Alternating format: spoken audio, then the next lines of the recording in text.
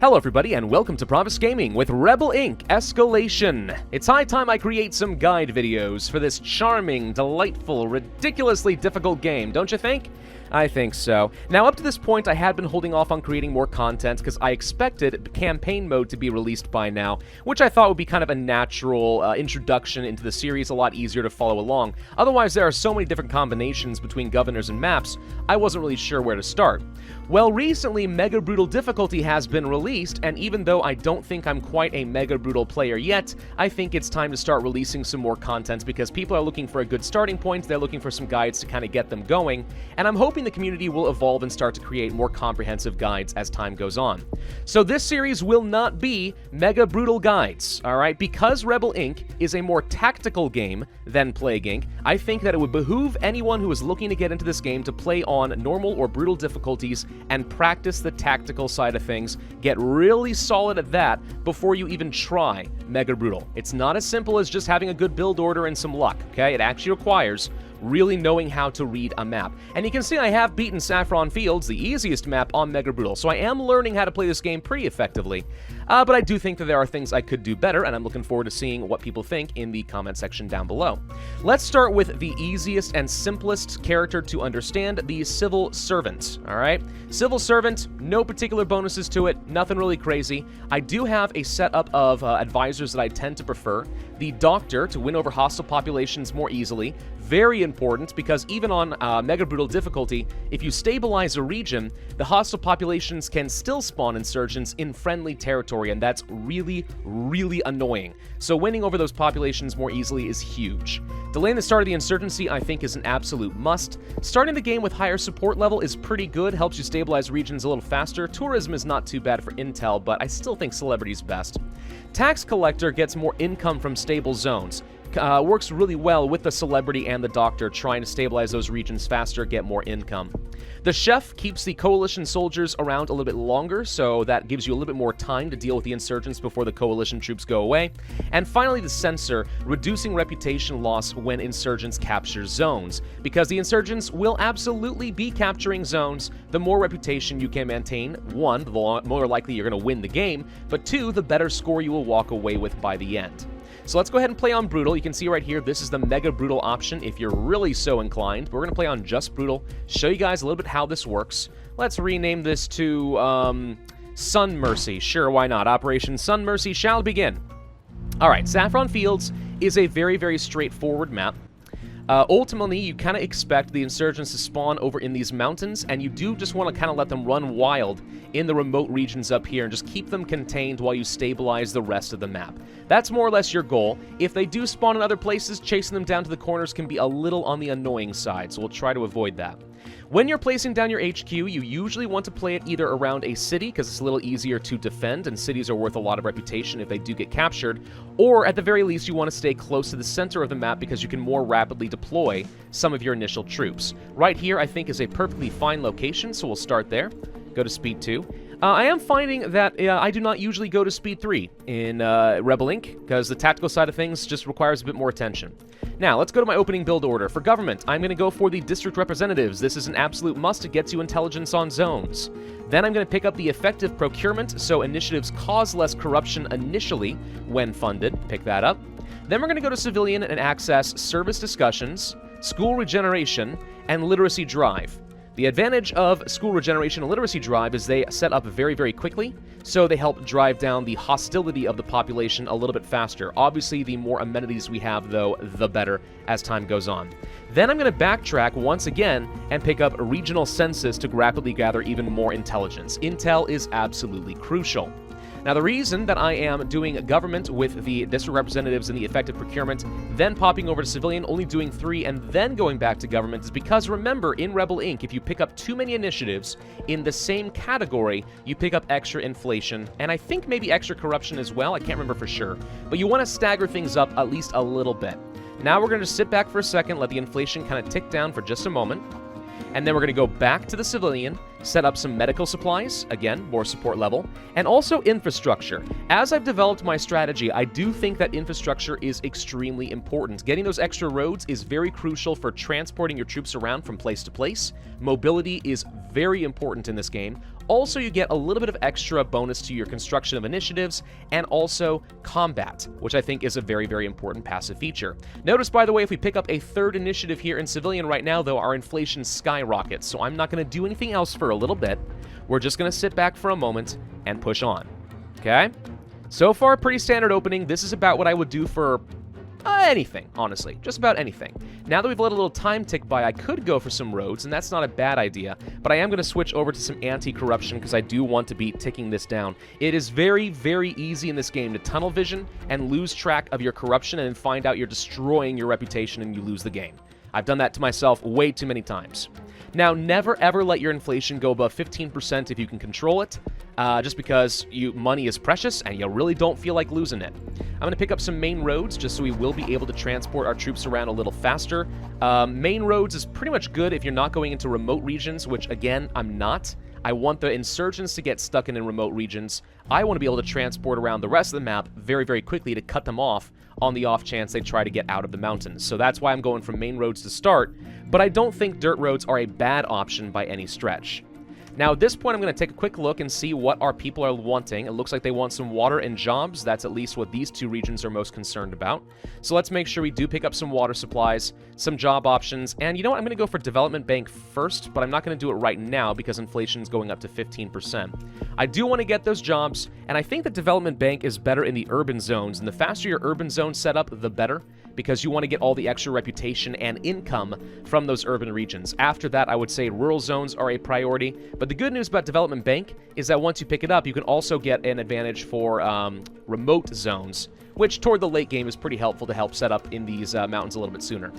All right, the military initiatives are finally authorized. Let's go ahead and pick up some coalition soldiers.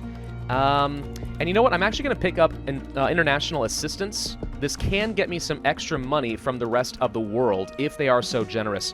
I don't think it's absolutely necessary. I have beaten this on Mega Brutal without it. But on Brutal difficulty, it can be nice. I don't know. It's one of those things where I'm a little bit iffy. I'm not sure it's absolutely required. So if you guys have any thoughts on that, let me know in the comment section down below. Let's go ahead and pick up that development bank. Now, my corruption's starting to build up a little bit, so I want to worry about an anti-corruption initiative pretty soon. But I also want to make sure we are training up some more troops. So once we get up to $10, let's deal with that. Now, the first round of insurgents have fired over here in Foxtrot Oscar. In this case, it's random where it fires. In this case, I also know that there is going to be an insurgent camp somewhere. Usually not in the region where the insurgents first pop up. I find it's in one of the adjacent ones. So it could be over here, could be in any of these mountains.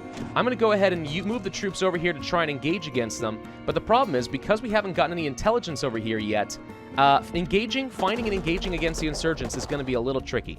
Now, because I see insurgents are in both of these locations, I'm inclined to think that there's either a camp here or a camp here.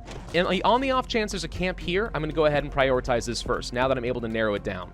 The insurgents may take both of these regions temporarily, but if I can stop them from spawning more, I think that's going to be very important. We're going to start training up some national troops. Obviously, national troops take a very, very long time to train, so starting them sooner rather than later is a good thing. Insurgents did take over that region. Okay. And there is the camp. See? Okay, so this is how you kind of narrow it down, and there are no insurgents to start, which means without even fighting, we're going to quickly dismantle that camp and prevent them from setting anything else up. At least that is the idea. How are we looking as far as our needs? Looks like electricity is getting up there. Water, we should already be working on. Now notice, because they have a concern of water and sanitation, their support drops by almost 50%. So, like, you really want to take these regional concerns seriously. But I'm going to go ahead and ignore them for a moment and go for the telecoms. Telecoms, I'm finding, are extremely good for building up stability rapidly across the entire map.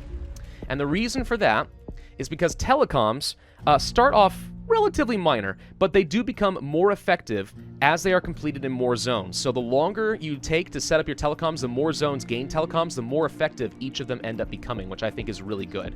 We're going to move the troops over here because I think they're moving in this direction, and I want to kind of quickly react and push them back, which is what we're doing now.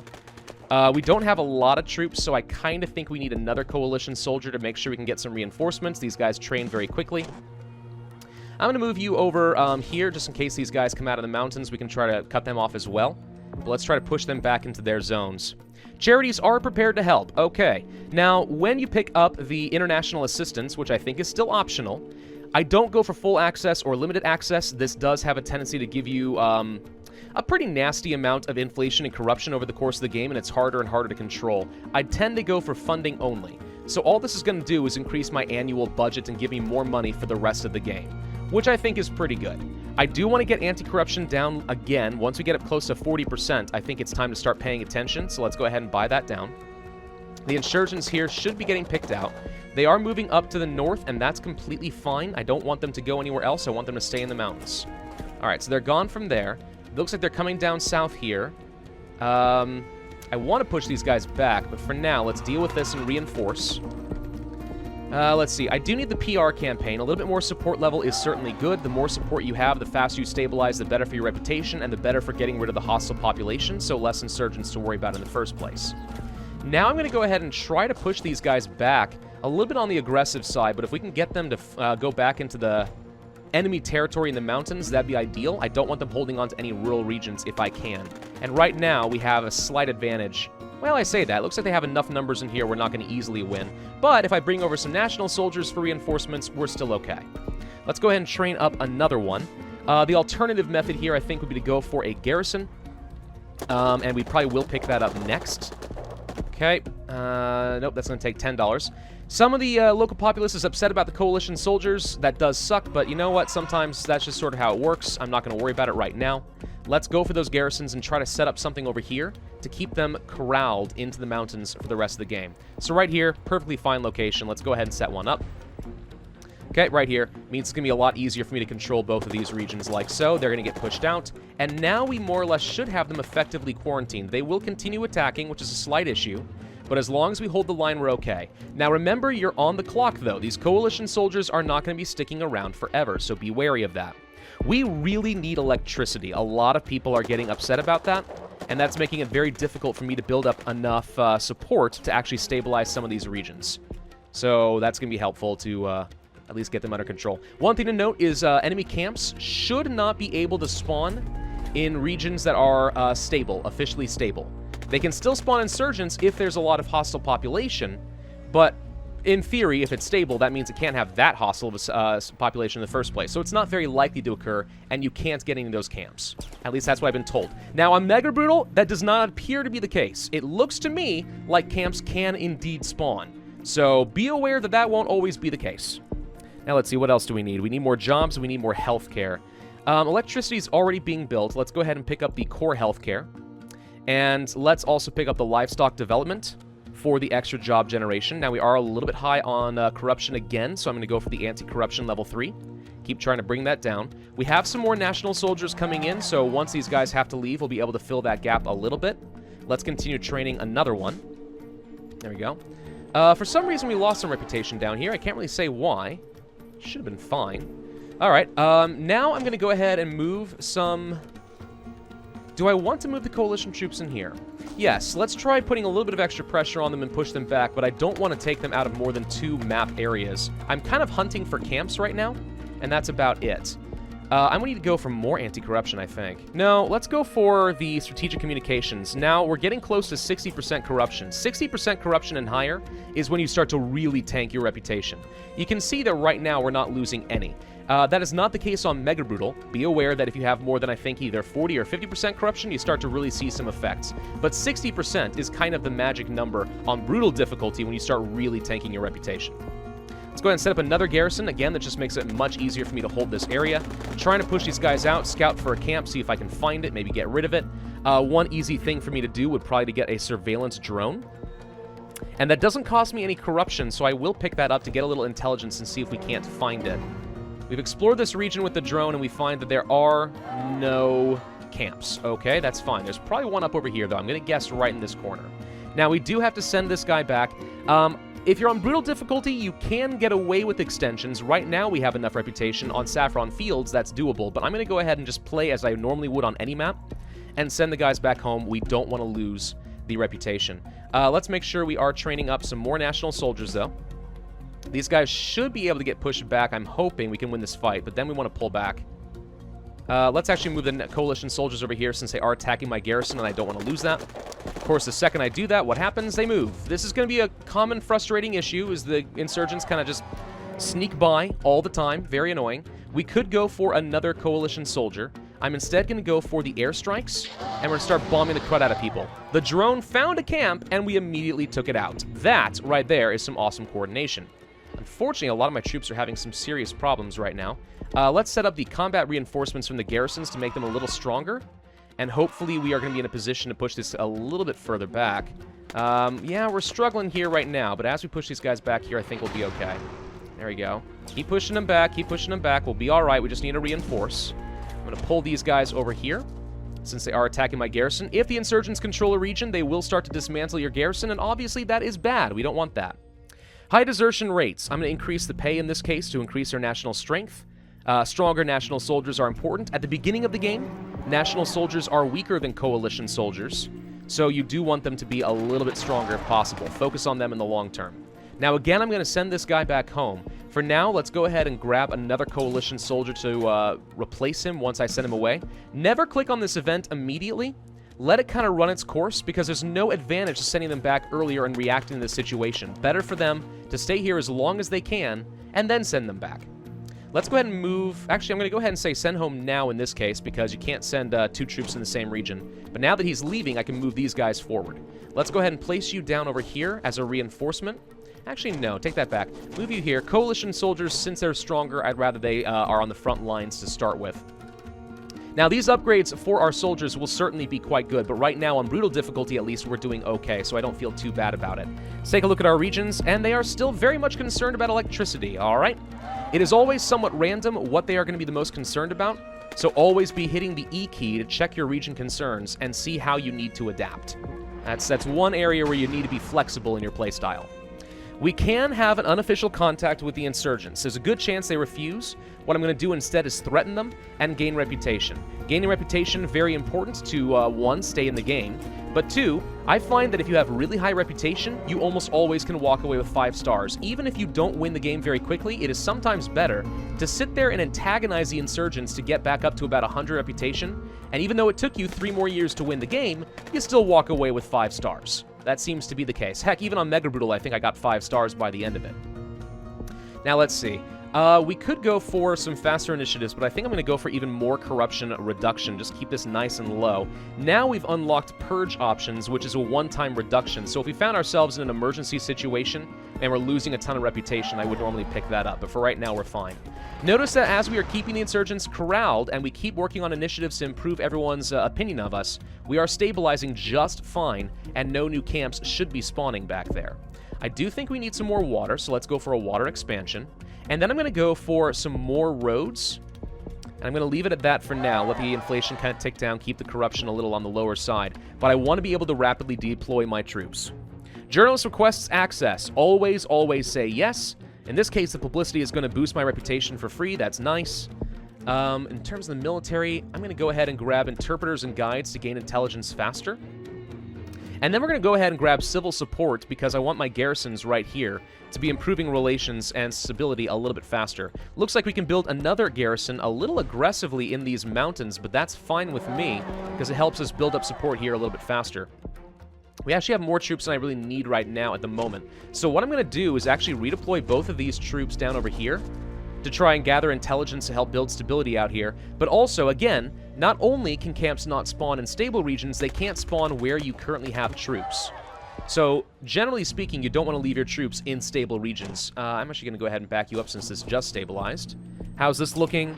Pretty close, actually. It'll be done soon. I'm going to threaten these guys once again to gain some more reputation. There will come a point when threatening has a chance of backfiring, a very high chance, and it's not worth it anymore. But we're not there yet. Let's go for some mountain roads. And then I'm going to go for, honestly, for the Outreach Office and the Universal Justice. Universal Justice gains reputation and also greatly increases support level, especially in conjunction with strategic communications. And then, Universal Justice also unlocks local police recruitment. You could go for militia first, but this reduces support level. So this actually bypasses an initiative that reduces your support and just gives you the benefits of police. Now, that said, I'm over 60% in corruption, so we'll notice here, corruption is reducing my reputation by 0.3 per month. So that's not so good. We could do a purge, and that would certainly help with that. Let's go ahead and do it now. Keep things nice and low. Again, try not to get over 15% inflation if I don't have to. These coalition troops aren't going to stick around for much longer, but that's probably fine. We always have more reinforcements available. Let's go for the travel logistics, so my national troops can travel around faster and get a combat boost. Okay, this area just stabilized, but I'm going to keep them here to kind of keep these guys quarantined. Demand for TV and media soars. We could subsidize them and lose money. Chance that costs overrun, but we gain support. In my case, I'm going to get involved and try to just gain some free reputation. Yeah, it possibly cost me some corruption, but I think that's fine. In this case, it actually didn't, so free corruption just means better score. Okay, you guys actually can move over here since this just stabilized. We're looking really solid, and it's probably almost time for us to go in for the kill. Now, let's see. We are probably going to want to pick up some remote outreach options soon. That does give you the option of building faster in remote zones.